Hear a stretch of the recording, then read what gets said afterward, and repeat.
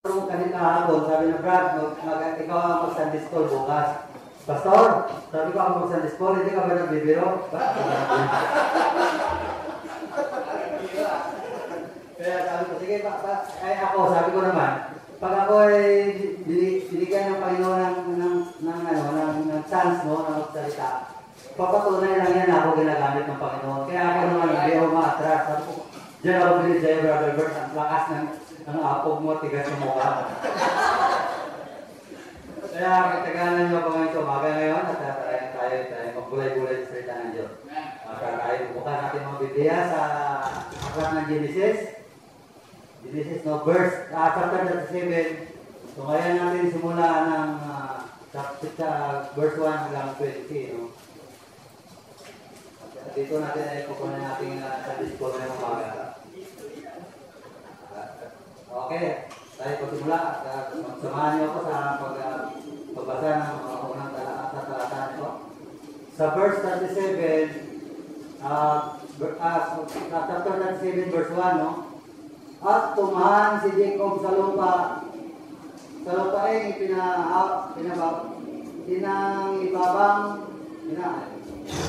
napangibabang lupain ng kanyang ama sa lupain ng Kanaan. Chapter verse 2. Ito ang lahi ni Jacob. Si Jose na may 17 taon ay nagpapastol ng kawan na kasamang kanyang mga kapatid na siya'y batang kasamahan ng mga anak ni Bilha at mga anak ni Silpa na mga asawa ng kanyang ama at ibinalita ni Jose sa kanilang ama ang kasamaan nila. Verse 3. Minahal nga ni Israel si Jose ng higit kaysa lahat ng kanyang anak sapagkat siya ang anak ng kanyang katandaan. Minupos, bibi na ito para si no? At siya ay ginawa ng isang tunika na may sari-saring kulay.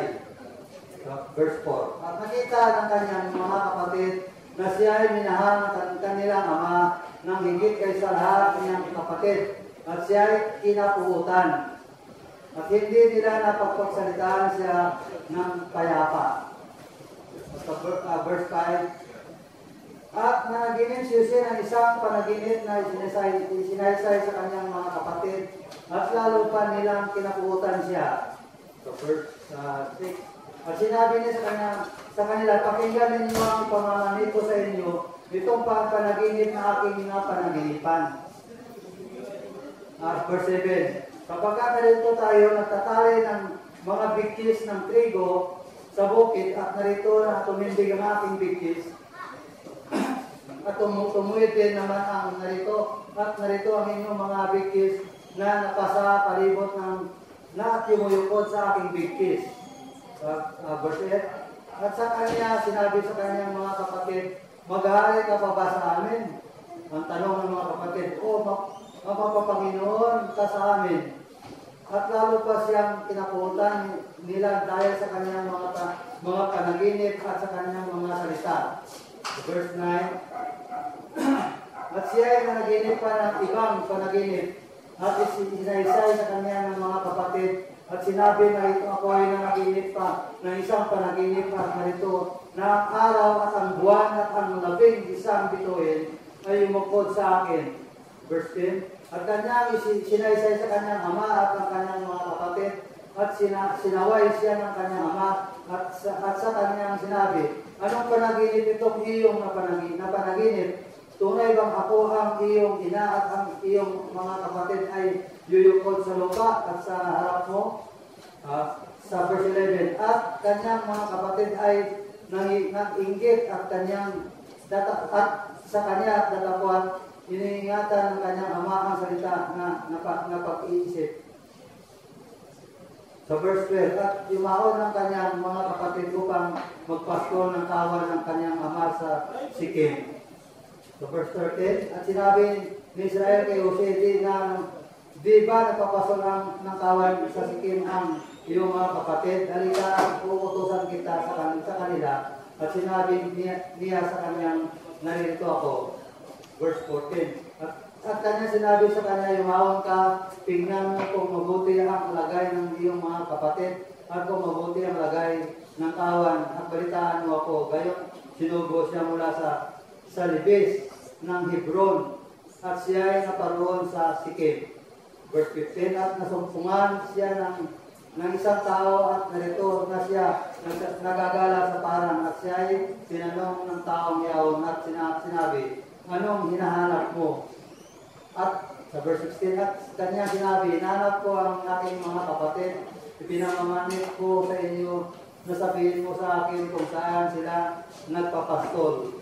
At sa verse 17, at sinabi ng tao, nagsialis na sila sapagkat naninig ko kanilang sinasabi, tayo sa dutan, at sinundan ni Jose ang kanyang mga kapatid at nasumpungan niya sila sa dutan. Verse 18, at kanyang natanawan siya sa malayo at bago makalapit sa kanila ay nagbanta sila laban sa kanya at siya ay patayin. Verse 19, at nag-usapan na ito darating itong napapanaginipin. At ito pinakalas, balik kayo, gayon siya ay ating patayin at siya ay ating itapon sa isa sa mga balon at ating sasabihin, sinakmal siya ng isang masamang hayop at ating makikita kung anong mangyayari sa kanyang mga panaginip. Nasa first week lang, tayo sandali na bumikit at magiging ang kapatpapay mo, marami. Ang mga banal at mapangyayari Diyos, maraming salamat na rin sa pagkakataon nito na yung binigay sa yung mga bang lingkod na ito upang ako yung asasan mo pa magbigay na yung banal na salita. Maraming salamat sa isukan sa sa mga aking kailingan sa yung harapan na nawa po ang mga itago mo ko sa iyong likuran at gawin mo na ako ngayong daluyan ng banal na salita sa pang ito sa pagbulay-bulay sa iyong banal na salita. Nawa po ang iyong banal na salita, Ama, ay magbibigay ng kalakasan sa aming mga pananampalataya sa mga kakarinig dito at bigyan mo naman ng kapangyarihan ng iyong banal na salita na magbibigay ng kalutasan sa mga may suliranin at higit sa lahat kung may mga pangailangan ay tutugunin naman sa may mga sakit ay bigyan ng gagalingan ang iyong banal na salita, yung pagpagaling at ang sa amin mga manghina sa pananampalataya magbibigay ng pag-asa at lumalakas ito, Ama. Maraming salamat muli sa pagkataon na ito na yung mga panglingkod ay yung napili muli na bigyan ng pagkataon na mag-ayo na yung banal na salita at nawa po, Ama, pagpapalayan mo kami sa aming mga bubulay-bulay ng yung banal na salita sa umagang ito. Pagpapalayan mo, Ama, aming pastor kung saan man siya na naroon at nawa po ang yung banal na salita ay paayayo na sa magbibigay ng kalakasan sa mga nakakadinig sa kung saan man siya naroon sa mga aming pastor at ingatan mo siya sa kanyang buhay. Ama, maraming salamat muli sa umaga ito at ganoon din sa mga aming mga misyon ngayon na kung saan dinadaos sa iyong banal na salita sa Kansas, sa Barawi, ang mga pagpapalayan mo rin ng aming misyon, Ama, sa mga gawain na katulad nito na kung saan ikaw itinataas sa araw nito. Ama, maraming salamat muli at pagpapalayan mo kami sa aming pagpapalayan ng salita. Alam na ito ay aming sinasawat sa dalangin sa pamamagitan ng bugtong mga anak ng Panginoon Kristo ng aming Panginoon tagapagligtas. Amen. Kaya sa akin ng paghanap ng aking mensahe sa umagang ito, wala akong naisip kundi buklat ako ng Bible. Bigla nahulog yung aking text at napunta dito sa kwento ni Joseph. Kaya sabi ko, tama-tama naman sa kapanahonan dahil ang labas niya sa TV, no? Ang isang anak, no sa TV, no? Yung anak ni Rebella, no? Kaya lang ang ipagpak lang sa anak ni Rebella, namatay siya, no? Wala siyang pagpapala ng Panginoon, hindi na profesional ng Panginoon ang buhay niya, no? Hindi katulad dito kay Joseph, no? Kasi Joseph talaga, no? Ano man nangyari sa kanya? Tinapon man ito sa balon, no? Pero hindi pa rin nakuha nila ang buhay sapagkat ang buhay ni Joseph ay talaga pinatnubayan ng Panginoon. At ang si Joseph kasi, nung ipinanganak ito, napaka-imposible din na pangyayari ito sa pagpanganak kay Joseph. Sapagkat ang sabi sa Biblia, ay ito ang nanay na si Raquel ay bahog. So paano makapag-anak ang bahog, no? Kung ating isipin, no? Kaya sa biyaya ng Panginoon, no?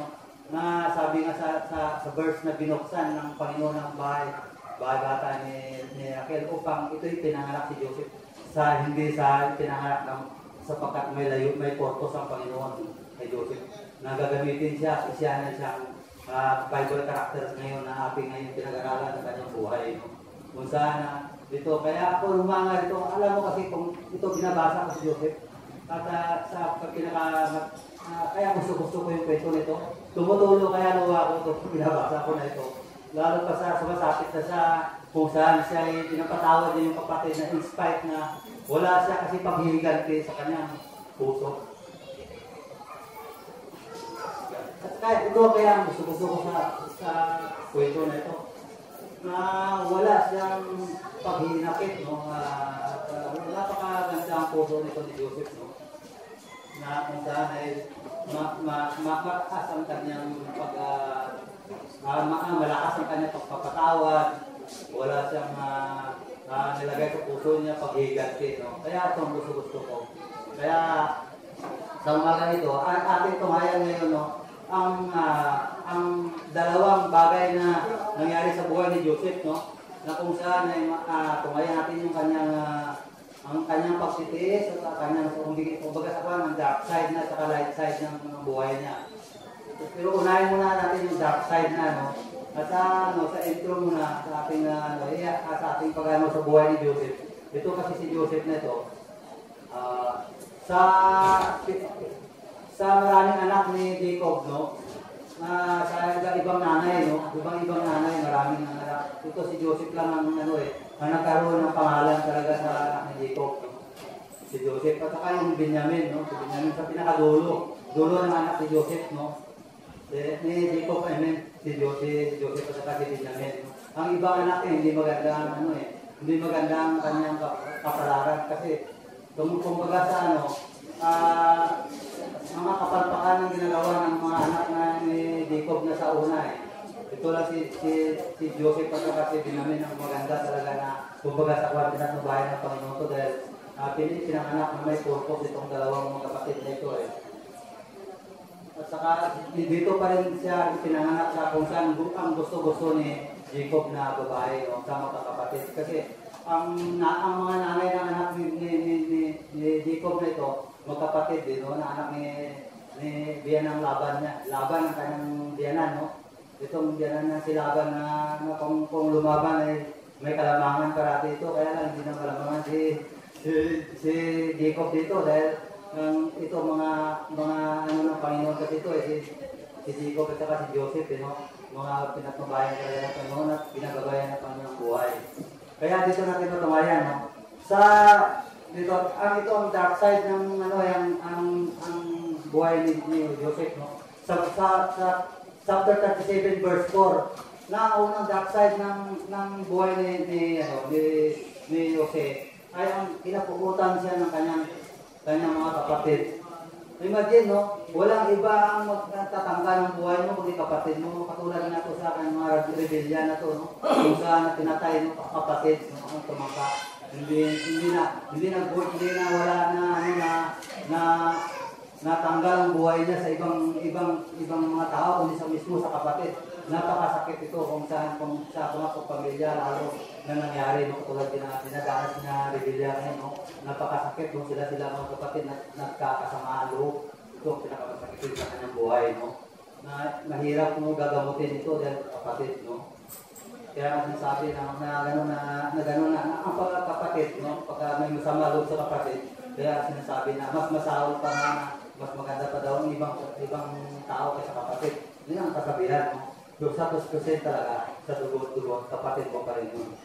Kaya lang, kung mga ganyan talaga may mangyari na may buhay na voice na talagang mahirap mo bigyan ng mahirap mo ba kung mahirap mo na i-call ng pagkapatawaran dahil may nawala ng buhay. Ang buhay mo ng iniisip yun. Kaya itong dark side niya, no? Sa verse 4, no? At saka ang dark side pa niya, no? Sa verse 20. Sa verse 20 ng chapter 37, no? Tumayan natin ang verse 20. ito pa ang isang dark na buhay niya. Halik kayo at aking siyang patayin. Kaya ito pa rin, di ba? Mga kapatid pa rin niya nagplano, no? Maliban sa kinaputan siya, pinaplanuhan siyang papatayin. Kaya lang, hindi natupad itong kanila dahil ang Panginoon Diyos. Nagpapatnubay sa kay Jose. At tungayan pa natin sa verse 27. Sa verse 27, ito pang isa. Kaya atin siyang ipagbili. O imagine mo, ipagbili siya parang ano lang, no? Parang manok, no? O parang tuta na pinagbibili, no? Kapatid mo, pagbibili mo, parang tuta lang ang tingin mo, di ba? Yan ka isang dark side na ni Jose. At tungayan natin sa verse 36 pa. Ito pa yung dark side naman. At pinagbibili siya ng mga Midianita sa Egypto. Si Egypto kay Potiphar na puno ni Parao ng kapitan ng bantay. So, nung bininta si Jose kay Potiphar, hindi pa rin natiyak ni Jose ang buhay niya kung ano gagawin sa kanya. Whether na gagawin siyang alila o gagawin siyang kung ano man yan ang gagawin sa kanya, hindi niya alam, no? Mabuti lang ang Panginoon na nag-guide sa kanya at pagbinta ng Midianita sa kay Potiphar, maganda ang nangyari. Napakaganda dahil ang pinatubayan siya ng Panginoon. At ito, at sa verse 39 pa, ang dark side niya, sa verse 39 verse 7, sa chapter 39 verse 7, ito pa ang pinaka dark side ng buhay ni Jose, no? At nangyari, pagkatapos ng bagay na ito na tinitigan si Jose ng asawa ng kanyang Panginoon at sinabi, yun na nga ang isa doon na pinag-intrisan pa siya ng asawa ng Panginoon. Ngayon ang kanyang Potiphar, no? Ng kanyang boss, no? Pero kung hindi ito pinatnubayan ng Panginoon, si Jose, kung hindi pinatnubayan ng Panginoon, at hindi ito makadiyos na gawain, ano ha? Itong sa verse 39, sa chapter 39 verse 7, so kung sa mga unsaved ito, blessing ito eh. Blessing ito, imagine mo, nagustuhan ka ng asawa ng boss mo, kung sa unsaved, sa hindi mo naman napalataya, blessing ito. Pero kay Jose, hindi pwede sa kanya ito dahil labag sa kalooban ng Diyos. No.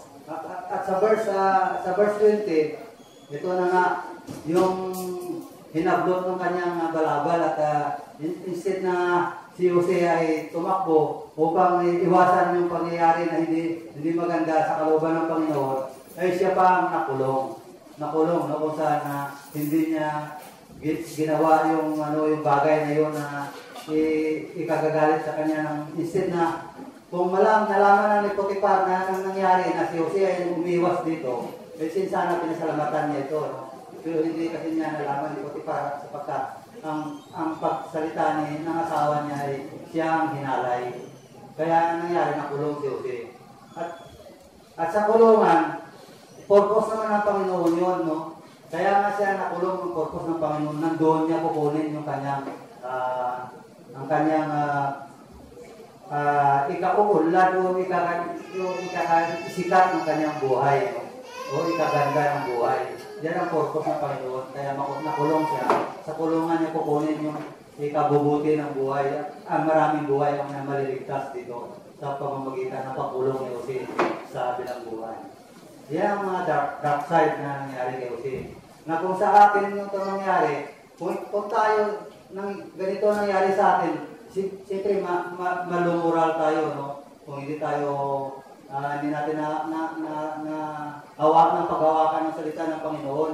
Malumural tayo kung saan pa na hindi mo ba masasabi na kayo nga sana mga kapatid ko, inaasahan ko na magbibigay sa akin ng tulong o ng payo upang ako'y gumanda ang buhay. Pero instead na tulong at payo ang ini-expect ko sa inyong mga kapatid, ako pa inyong kinapuputan. No? Hindi ka ba magmumural yan kung sa atin kung hindi natin na paghawakan ng salita ng Panginoon. Pero si Jose hindi, no? Instead na gano'n nangyari, wala sa kanya yung lahat ng bagay sapagkat ang buhay kasi ni Jose ay parang guided ng Panginoon. Kumbaga sa sine, ang director ang Panginoon, siyang taga-bida, taga-ganap ng istorya. No? Kaya sunod lang ng sunod si Jose kung anong mangyari. Hindi siya nagsisisi sa Panginoon, hindi siya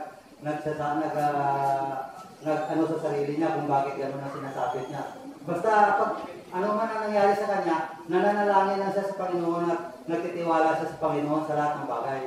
Kaya ang Panginoon talaga na sumasa kanya kahit saan man siya nagdako, nasa kulungan, sa ilalim ng balon, o saan man siya nagdako, ang Panginoon sa kanya. Kaya siya talagang kumbaga sa hindi talaga nawawala ng kanyang lakas loob at saka ng kanyang pag-asa sa buhay. So, ang nangyari sa kasi, nung makulong na siya, yun ang purpose ng Panginoon para makuha niya ang tagumpay at ang pagliligtas. Kaya dito natin i-ano muna natin ng kanyang buhay, no? Kung bakit siya nakulong. Dahil sa kanyang panaginip, no? Na gano'n na nga. Kaya siya nakulong muna dahil pala sa asawa ni Potiphar. At saka dahil sa kanyang panaginip, sa panaginip na binibigay ng Panginoon sa kanyang wisyo, doon niya nakukuha yung kanyang sa kanyang buhay. Yung kanyang upang malaman ng mga tao na ang purpose ng ni Jose, dahil sa panaginip niya, doon niya malalaman na si Jose ay napatnubayan ng Panginoon dahil binigyan siya ng wisdom and knowledge ng Panginoon, no? Sa pag-interpret ng mga panaginip. So, ang ibig sabihin, si Jose talaga ay ang Panginoon na sa kanya talaga. Kaya sa panaginip na napakahirap ng panaginip kay kanya na-interpret kung ano ibig sabihin noon. At ang pag-interpret sa panaginip ay nanggagaling sa Panginoon ang kapaliwanagan ng panaginip, no? Kaya napakahirap ang panaginip. Kaya si Jose nakuha niya ang kanyang tagumpay. At kasi ang nangyari, na naginip yung hari, na naginip ng hari na una pa lang muna para maganda sa iyo. Na naginip muna yung dalawang lingkod ng hari na ang isa ay magtitinapay at ang isa ng taga-timpla ng alak ng Panginoon ng hari, no? Na kung saan nakulong din yung dalawa. At doon natakbuhan niya si Jose sa loob ng silda niya na nabigay na explain ng dalawang lingkod ng hari itong panaginip niya kay Jose at nabigyan ni Jose ng interpret ni Jose ng maganda ito at naging totoo. At ito ang naging layunin ngayon at ito ang nagdala kay Jose na siya ay nabigyan ng parol, no? At saka siya ay napawalang na ialis doon sa kulungan dahil naginip yung hari ulit.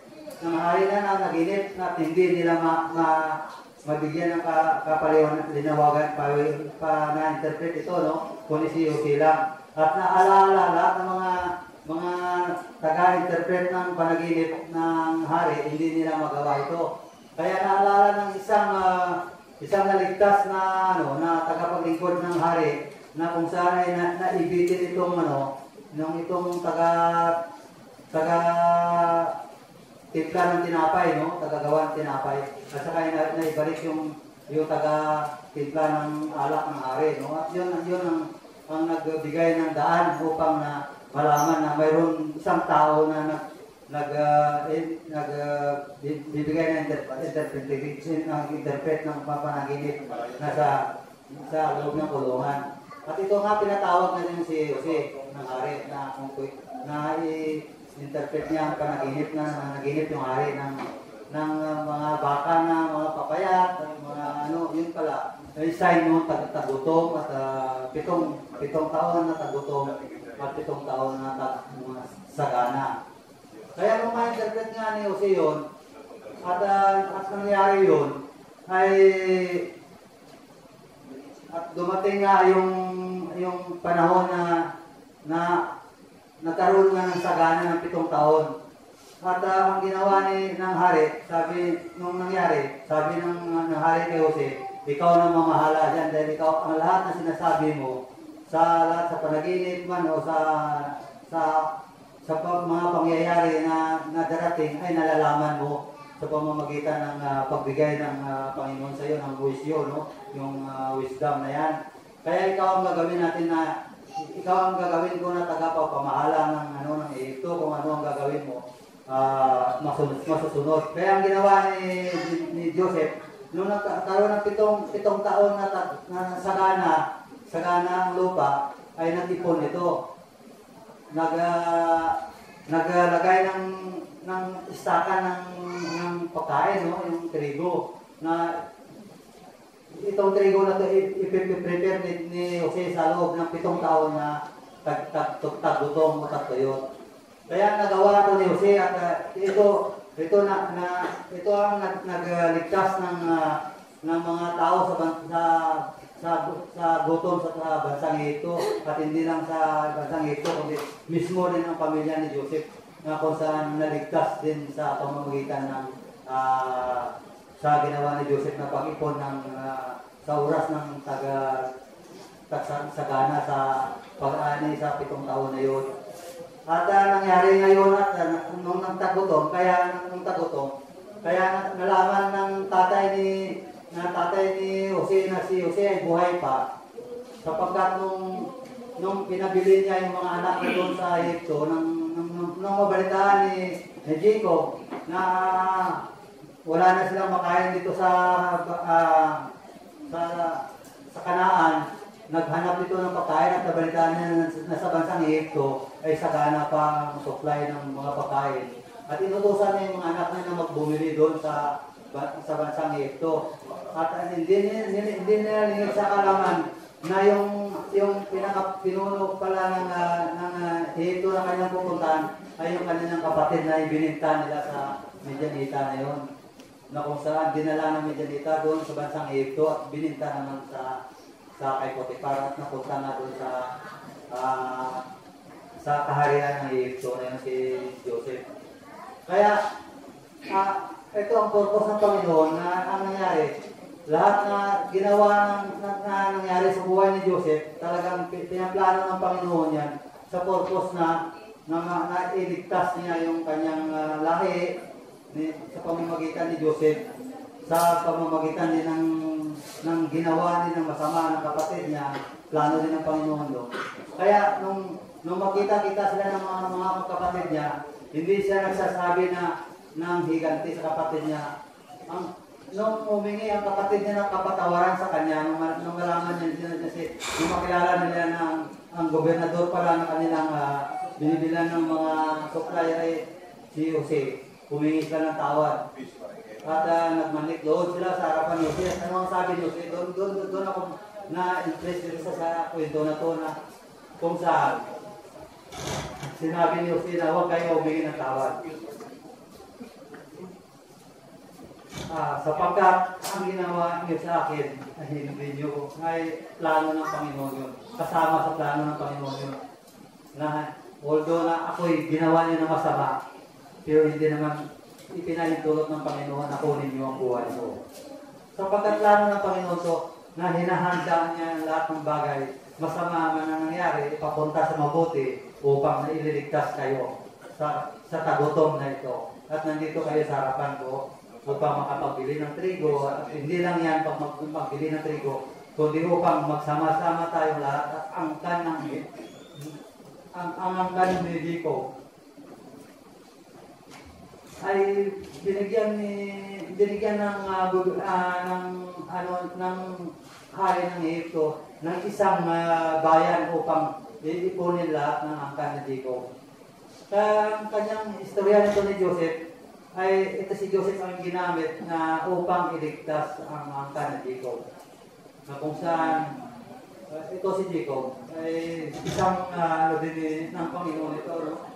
Isang ito din ang pinapatnubayan ng Panginoon na siya rin ang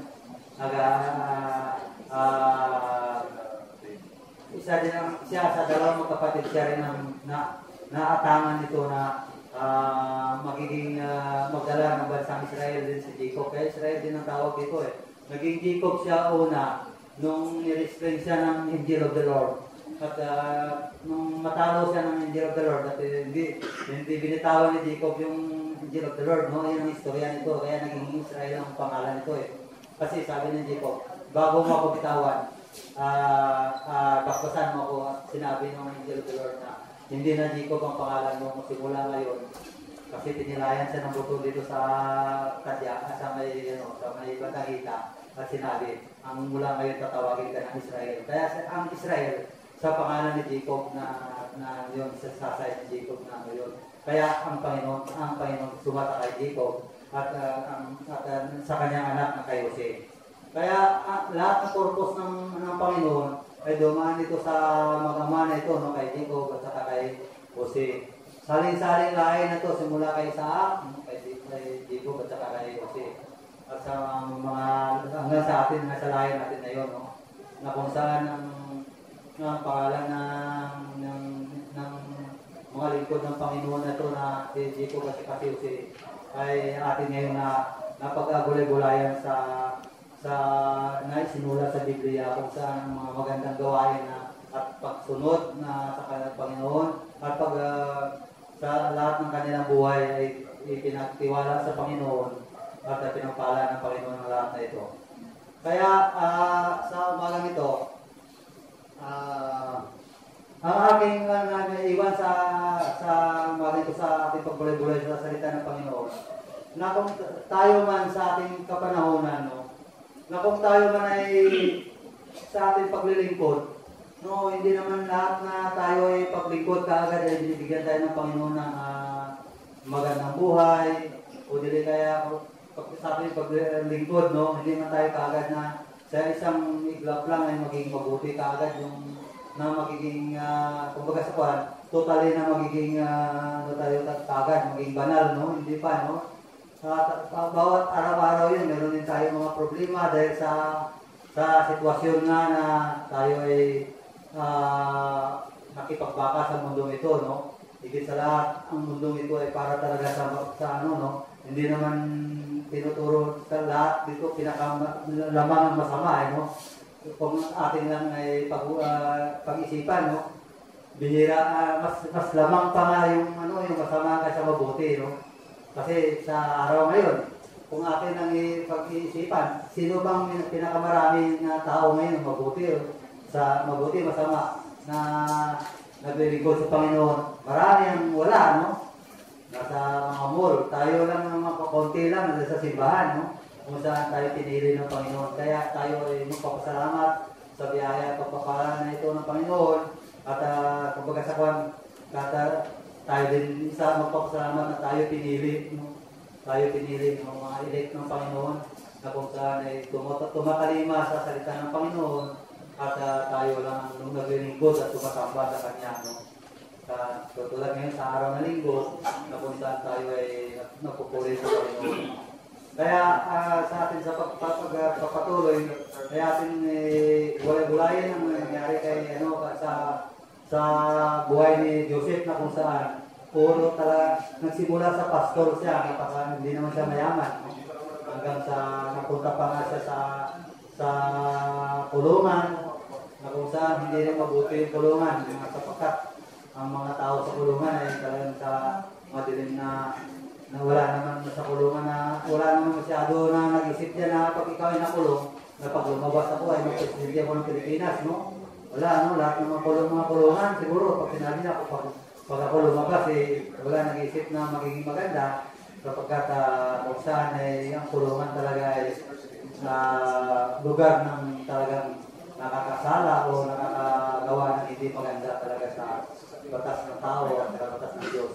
Kaya sa mga ganito, kung atin lang pagbulay-bulayan ng salita at ang nangyari sa buhay ni Joseph na kung saan sa hindi man maganda na pangyari at hanggang sa nakamtan niya ang magandang buhay ni Joseph at hanggang sa siya ay nagiging halimbawa sa atin sa mananampalataya sa banal na aklat na kung saan ang buhay niya ay naisulat na sa kanyang pagtitiis at pagtitaga ay kanyang nakuha ang katagumpayan at hindi lang sa katagumpayan at kanya pa ay niligtas ang kanyang bayan sa